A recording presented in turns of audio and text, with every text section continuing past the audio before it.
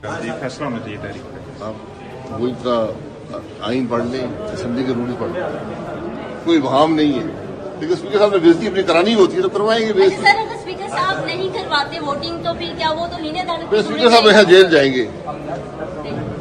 बस यही जी फैसला होना चाहिए तारीख पे। आप वही का आइन पढ़ लें, असेंबली के रूल पढ़ लें, कोई वहाम नहीं है।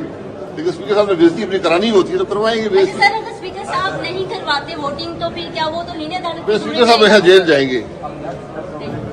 बस यही जी फैसला होना चाहिए तारीख पे। आप वही का आइन पढ़ लें, असेंबली के रूल पढ़ लें, कोई वहाम नहीं है।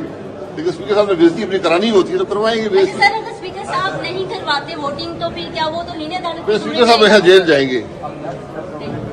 बस यही YouTube पर Google TV देखने के लिए youtube.com की सर्च बार में Google TV टाइप करें। Google TV के पेज पर सुर्ख रंग के सब्सक्रिप्शन वाले बटन पर क्लिक करना ना भूलिए। YouTube पर अपलोड होने वाली वीडियो से बाखबर रहने के लिए बेल आइकॉन पर क्लिक कीजिए। आपको हर नई आने वाली वीडियो के बारे में नोटिफिकेशन मौसूल हो जाएगा।